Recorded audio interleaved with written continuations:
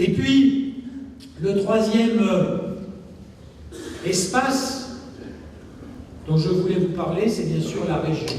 Cette région démesurée, plus grande que le royaume arbitrairement construit de l'Austrasie mérovingienne, cette Alsace, Champagne, Ardennes, Lorraine, ou même dans le nom, on nous fait naviguer d'est en ouest pour revenir en est. Cette région qui compte 200 cantons, mesdames les vice-présidentes du conseil départemental, et donc 400 conseillères ou conseillers généraux, 5195 communes, 5 548 955 habitants, peut-être y en a-t-il quelques-uns de plus à l'heure où nous parlons, et 57 433 km², soit plus que la Belgique en superficie et plus que le Danemark en population. Et tout cela avec un budget qui est un budget de nain politique pour le moment par rapport à l'étendue du territoire, qui est simplement l'addition de 1 plus 1 plus 1. Et cher Gérard, et cher Daniel, et vous tous qui êtes ici dans la salle, hélas, nous le savons, 1 plus 1 plus 1, en politique, cela fait rarement 3, cela fait souvent 2, cela fait parfois 1, pour peu qu'on n'y soit pas attentif. Et ce que je dis là, qui est valable pour la communauté d'agglomération, est aussi valable pour la région. Tout est à écrire. Et ceux qui tiendront le crayon, nous en serons, mais certains le tiendront peut-être un peu plus que d'autres. Ceux qui tiendront le crayon auront là aussi une responsabilité considérable. Et donc, croyez-moi, nous sommes bien conscients. Nous sommes des constituants. Nous sommes en 1790, du point de vue des régions, à cette heure, chère Caroline et chère Martine, où l'Assemblée constituante avait décidé des départements qui, à l'époque, ne voulaient rien dire en termes géographiques et qui ont fini par prendre du sens avec le temps. Nous en sommes là, du point de vue de la région. Et il faudra conduire un travail considérable d'harmonisation en matière de transport. Est-il mieux que les trains aillent plus vite? Ou est-il souhaitable que les trains s'arrêtent plus souvent? Est-il mieux de maintenir un arrêt à Saint-Michel-sur-Meurthe ou un arrêt à Saint-Léonard, quitte à ce que le train qui va à Nancy aille moins vite, ou celui qui aille à Épinal, cher Marc, aille moins vite? Ou vaut-il mieux choisir d'améliorer ce cadencement, d'avoir des trajets plus rapides? C'est une question qui a été résolue de façon très différente dans chacune des régions. Faut-il maintenir des politiques tarifaires très avantageuses pour certaines catégories de population, notamment nos étudiants, qui sont si précieux dans cette région? Ou au contraire, faut-il évoluer vers une tarification moins progressive?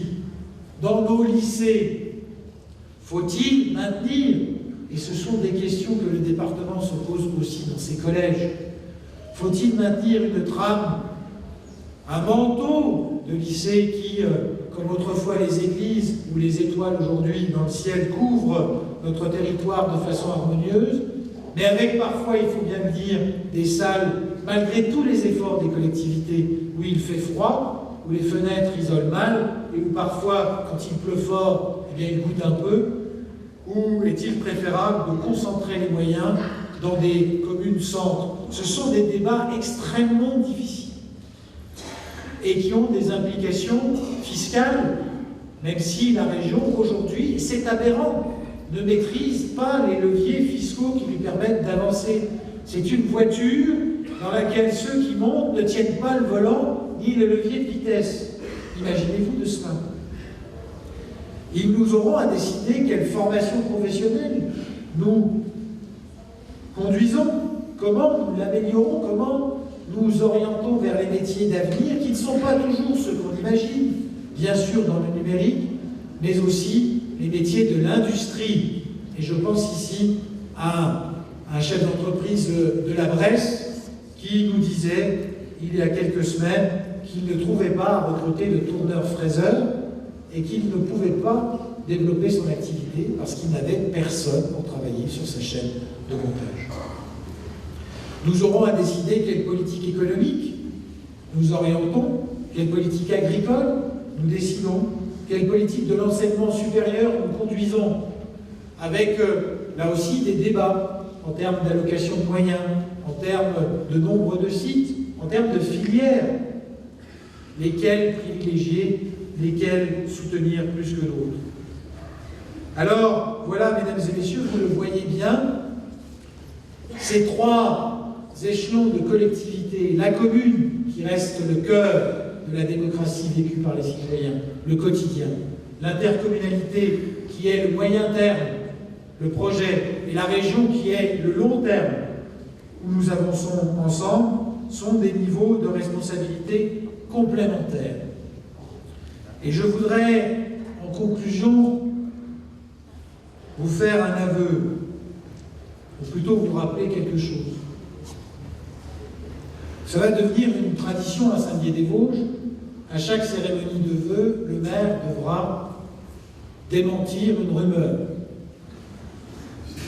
L'an dernier, vous vous en souvenez, j'avais dit à ceux qui avaient été très gentils en m'envoyant tout un tas de cadeaux, de mots gentils, en passant des coups de téléphone, que non, le maire de Saint-Dié-des-Vosges n'était pas marié, et d'ailleurs, cette année, il ne l'est toujours pas. Et que ce qu'on pouvait raconter ici et là, et d'un mariage qu'on m'a même raconté, sans savoir que j'étais la personne dont on parlait, eh bien, ce qu'on pouvait raconter ici et là n'était guère que des imaginations qui n'avaient aucun fondement, même pas le début du commencement d'un fondement du point de vue de l'altérité. Eh bien, cette année, je dément une autre rumeur, dans laquelle la presse a sa part, monsieur le directeur départemental. Beaucoup m'ont interpellé à la suite de la décision que j'avais prise de démissionner de la présidence du pays de la DEDACI. Et à l'heure où je parle, je suis toujours président, puisque je n'ai pas envoyé ma lettre de démission, et vous le savez bien, monsieur le sous-préfet. Et certains m'ont dit, comment ? Avec ce titre de journal simplifié, David Valence quitte la DEDACI. Comment, monsieur le maire, vous emportez la ville de Saint-Dié-des-Vosges et la DEDACI à la semelle de vos souliers? Eh bien, non. Je dis à mes adversaires, ne vous réjouissez pas beaucoup trop vite. Je dis à mes amis, les vrais, ne vous lamentez pas, je suis là et bien là. Si j'ai décidé de quitter cette présidence, c'est tout simplement parce que j'aime à faire vraiment et pleinement ce que je fais. Et je crois avoir montré avec une équipe formidable de vice-présidents.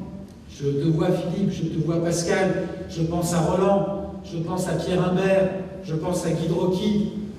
Avec une équipe formidable, un personnel formidable, nous avons accompli beaucoup en 1 an et demi au pays de la DEDACI. Nous avons créé un guichet unique de la rénovation énergétique, où désormais, quand on veut faire rénover sa maison, qu'on ait les moyens ou pas, on peut bénéficier d'un conseil gratuit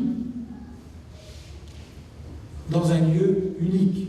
Et même, si on a des moyens modestes, on peut ensuite être orienté et suivi dans le même lieu vers une procédure qui permettra que l'État, que le conseil départemental, que le conseil régional, que les communautés de communes vous aident dans les travaux que vous avez à accomplir. Donc nous avons créé ce guichet unique. C'est plus simple pour les citoyens. Et c'est parce que nous pensons que c'est un enjeu écologique majeur, que cette isolation des maisons, cher Marc Frison-Roche, qui portera cette année le projet de l'année verte, c'est parce que nous pensons cela que nous avons créé ce guichet unique. Oui, nous avons au pays assuré des financements importants pour les années qui viennent.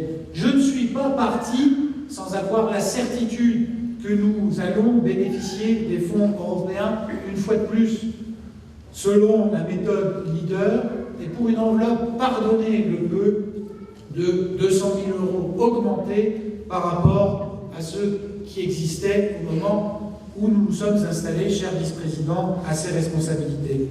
Nous partons, je pars, vous restez, je pars aussi avec la satisfaction d'avoir bataillé pour obtenir un financement dans le cadre du programme Territoire à énergie positive pour la croissance verte de 500 000 € plusieurs fois renouvelés pour les projets des communes, des communautés de communes en matière d'écologie, de développement durable, que ce soit l'achat d'un véhicule propre pour la communauté de communes de Bruyères-Vallon-des-Vosges, cher Yves, ou la réalisation d'études pour l'exploitation du potentiel éolien à Saint-Dié-des-Vosges, ou encore des travaux d'isolation dans tel ou tel bâtiment scolaire dans la communauté de communes du pays des Abbayes.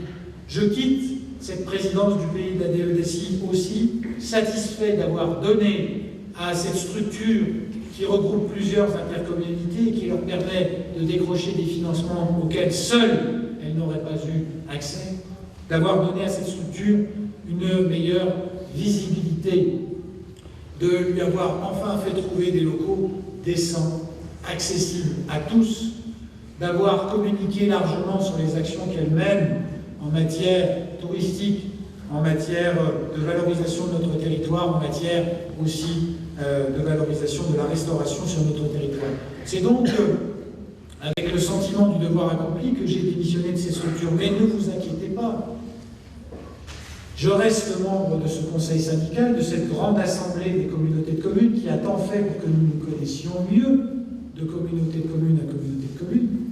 Je reste présent dans ce conseil syndical et chaque fois que cela me sera demandé par mon successeur, quel qu'il soit, je viendrai en appui des dossiers qui seront déposés par le pays pour que cette structure vive, y compris pour l'élaboration d'un SCOT, projet tant de fois remis et qui reste mon seul regret à l'heure de quitter cette présidence. Alors, si j'ai démissionné du pays, c'est parce que je suis un homme de fidélité et de devoir, et parce que je voulais exercer vraiment les deux mandats et la fonction qui m'ont été confiés, soit par les électeurs, soit par mes collègues élus communaux. Je suis aussi un homme d'équipe, et je le dis une nouvelle fois, pour ceux de mes élus, de mes adjoints, et notamment le premier d'entre eux, qui toujours est celui qui a ma confiance et qui toujours me rassure au moment de doute, avec également mes collaborateurs du cabinet. Eh bien, je le dis, je suis un homme d'équipe, et je suis heureux parce que cette équipe est soudée. Je suis là, et bien là, vous êtes là, tous, et bien là. Nous sommes conscients, élus de l'intercommunalité, élus de la ville de Saint-Dié-des-Vosges, de détenir, avec vous qui êtes ici dans la salle, une part de la solidarité, de l'unité de la ville et du territoire, qui est à l'image du monde. Notre petit territoire est à l'image du monde. Il s'y trouve des personnes venues de partout, il s'y trouve des difficultés qu'on rencontre partout, et les événements du monde et les événements français y ont un écho particulier. Alors que nous tournons la page d'une année très douloureuse, d'une année extraordinairement perturbée, où nous avons tous été atteints dans notre chair de républicains, en voyant que ce que parfois, avec un peu de paresse, nous pensions acquis, pouvait être menacé, et le serait peut-être encore plus demain qu'il y a quelques semaines, eh bien, je vous le dis, nous sommes conscients, je suis conscient, de détenir une part de cette solidarité, de cette unité de la ville, et je suis conscient que c'est d'abord en commençant ici à créer de la solidarité, ici à créer du rassemblement et de l'unité, entre élus et avec toute la population, dans la concertation, que nous ferons reculer, si nous le pouvons, avec nos moyens, ces idées d'extrémisme qui pourraient parfois trouver des engagements ici, jusque dans nos vies. Voilà, mesdames et messieurs, ce serment que je forme devant vous, celui de servir au cours de cette année 2016 la justice de toutes mes forces, la justice entre les territoires, la justice entre les hommes, la justice aussi entre mes élus, et de le faire, je le pense, avec une année d'expérience c'est-à-dire avec un peu plus d'habileté, peut-être, mais avec toujours au cœur la même détermination. Je vous adresse enfin à vous tous et à vous toutes. En vos grades et qualités, quelles que soient vos convictions politiques, religieuses, philosophiques, des vœux très chaleureux, très sincères, de santé, de bonheur, de prospérité, que cette année vous soit prodigue, en joie privée, en succès public, en joie discrète, en joies éclatantes, que cette année vous sourie et que nous tous, ensemble, nous arrivions à faire avancer ce territoire, parce que l'avenir de ce territoire, c'est notre avenir à tous. Vive Saint-Dié-des-Vosges, vive la communauté de communes de Saint-Dié-des-Vosges, vive le pays de la Déodacie, dont je suis encore président pour quelques jours, vive la République et vive la France.